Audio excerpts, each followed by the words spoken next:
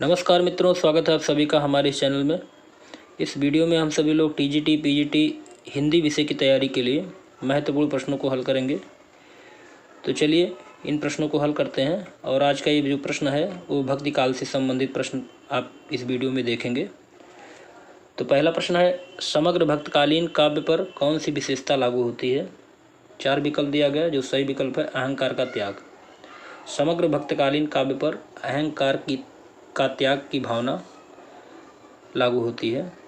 अगला प्रश्न देखते हैं, प्रश्न नंबर 2। महाराष्ट्र के भक्तों में किनका नाम सबसे पहले आता है। तो इनका जो सही विकल्प है ऑप्शन डी, नामदेव। महाराष्ट्र के भक्तों में नामदेव का नाम सबसे पहले आता है। नामदेव का संबंध किस प्रदेश से था। तो नामदेव का संबंध महाराष्ट्र से था, ऑप्शन बी। अगला प्रश्न देखते हैं, भक्तकाल की समय सीमा क्या थी। तो 4 विकल्प दिया गया है, इनमें से जो सही विकल्प है ऑप्शन डी, उपरोक्त में से कोई नहीं। क्योंकि भक्तकाल का जो समय सीमा माना जाता है वो विक्रम संवत 1375 से लेकर संवत 1700 तक भक्तकाल का समय माना जाता है। चलिए आगे देखते हैं, संवत 1375 से 1700 तक के साहित्य में कौन सी भावधारा परिलक्षित होती है। तो इसका सही विकल्प होगा ऑप्शन डी, भक्ति। अगला प्रश्न देखते हैं, भक्ति के स्रोत को दक्षिण से उत्तर भारत में प्रसारित होने के सिद्धांत का समर्थन करने वाले विद्वान कौन है। तो इसका समर्थन करने वाले विद्वान आचार्य रामचंद्र शुक्ल हैं। इनका मानना था कि भक्ति का जो स्रोत है दक्षिण से उत्तर भारत की ओर प्रसारित हुआ था। अगला प्रश्न देखते हैं, हिंदी का भक्ति काल बाहरी आक्रमण की प्रतिक्रिया है, यह कथन निम्नलिखित में से किस विद्वान का है। तो यह कथन है रामचंद्र शुक्ल जी का। इनका मानना था कि हिंदी का भक्ति काल बाहरी आक्रमण की प्रतिक्रिया है। अगला प्रश्न देखते हैं, रामानुजाचार्य ने किस दर्शन का प्रतिपादन किया। तो इसका जो सही विकल्प होगा ऑप्शन सी, विशिष्टाद्वैतवाद। विशिष्टाद्वैतवाद संप्रदाय के प्रवर्तक रामानुजाचार्य जी हैं। इनका मत है कि ईश्वर जो है, ब्रह्म जो है स्वतंत्र तत्व है, परंतु जीव भी सत्य है, मिथ्या नहीं है। यही इनका मानना था। अगला प्रश्न है, विशिष्टाद्वैतवाद के प्रतिपादक कौन है। तो रामानुजाचार्य जी हैं, ऑप्शन बी। अगला प्रश्न है, अलवार भक्तों की संख्या कितनी मानी गई है। तो अलवार भक्तों की संख्या 12 मानी जाती है। वैष्णव भक्ति के विकास क्रम में राम भक्ति सर्वप्रथम दक्षिण भारत के अलवार संतों की बाड़ी के माध्यम से उत्पन्न हुई और इनकी संख्या 12 मानी जाती है।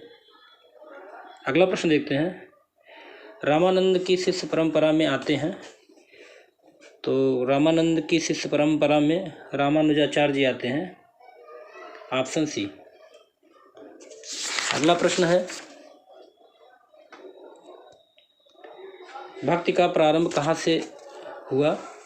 तो इसका जो सही विकल्प होगा ऑप्शन बी, दक्षिण भारत से। ऐसा माना जाता है कि भक्ति का प्रारंभ दक्षिण भारत से हुआ है। अगला प्रश्न है, वेरी इंपॉर्टेंट प्रश्न है, आरती कीजिए हनुमान लला की के रचयिता कौन है। तो इसके रचयिता जो हैं ऑप्शन सी, रामानंद जी हैं। हनुमान जी की आरती जो बहुत प्रसिद्ध है, आरती कीजिए हनुमान लला की, स्वामी रामानंद के द्वारा रचित अवधि की राम कथा परक कविता है। वह अवधि में राम कथा के प्रणयन के सूत्रधार माने जाते हैं। तो ये रामानंद जी के द्वारा लिखा गया है।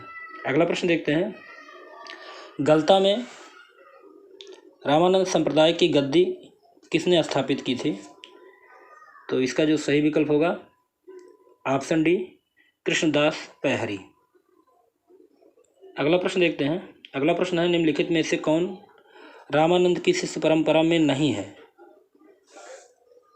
तो इसका जो सही विकल्प होगा ऑप्शन सी, मलुकदास। मलुकदास रामानंद शिष्य परंपरा में नहीं है। कबीरदास, नरहरिदास और रैदास ये रामानंद के शिष्य माने जाते हैं। अगला प्रश्न देखते हैं, अगला प्रश्न है, निम्नलिखित में से कौन स्वामी रामानंद का शिष्य नहीं था। तो इसका जो सही विकल्प होगा ऑप्शन सी, नरहरयानंद। अगला प्रश्न देखते हैं, भक्ति काल को हिंदी काव्य का स्वर्ण युग सर्वप्रथम किसने कहा। तो इसका जो सही विकल्प होगा ऑप्शन ए ग्रेसन। भक्तिकाल को हिंदी का स्वर्णयुग कहने वाले सबसे पहले ग्रेसन थे। अगला प्रश्न है, भक्तिकाल हिंदी काव्य का स्वर्णयुग है, यह कथन किसका है? तो जॉर्ज ग्रेसन जी का है यह कथन। अगला प्रश्न देखते हैं।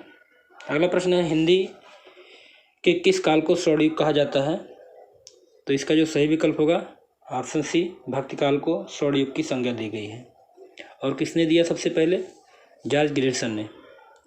अगला प्रश्न देखते हैं, प्रश्न नंबर 21, भक्तिकाल का नाम पूर्व मध्यकाल किस आचार्य ने दिया? तो इसका जो सही विकल्प होगा option A, doctor Nagendra. Doctor Nagendra ने भक्तिकाल का नाम पूर्व मध्यकाल रखा। अगला प्रश्न देखते हैं, नाभादासकृत भक्तमाल की भाषा है? तो इसका जो सही विकल्प है ऑप्शन बी, ब्रजभाषा। भक्तमाल की जो भाषा है वो ब्रजभाषा है। अगला प्रश्न देखते हैं, भक्तमाल के रचनाकार कौन हैं? तो भक्तमाल के रचनाकार नाभादास जी हैं, ऑप्शन बी। अगला प्रश्न देखते हैं, नाभादास द्वारा लिखित अष्टयाम किस भाषा में लिखी गई है? तो इसका जो सही विकल्प होगा ऑप्शन सी, ब्रजभाषा में। अष्टायाम जो लिखा गया है नाभादास के द्वारा ब्रजभाषा में लिखा गया है। अगला प्रश्न देखते हैं, अष्टायाम के रचयिता कौन है? तो अष्टायाम के रचयिता नाभादास जी हैं, ऑप्शन सी। अगला प्रश्न देखते हैं। अगला प्रश्न है, भक्तमाल के रचयिता नाभादास के गुरु का क्या नाम था? तो इनके गुरु का नाम था अग्रदास। यहीं पर आज का प्रश्न समाप्त होता है। आपको ये वीडियो कैसा लगा? अगर अच्छा लगा हो लाइक और सब्सक्राइब जरूर कीजिए। जो भी नए व्यूअर हैं आपसे इतना ही अनुरोध है, बाकी आप हमारे चैनल पर निःशुल्क रूप से तैयारी कर सकते हैं। अगले वीडियो में फिर संत काव्य से प्रश्न लेकर आएंगे जो कि वेरी इंपॉर्टेंट है। तब तक के लिए जय हिंद, जय भारत।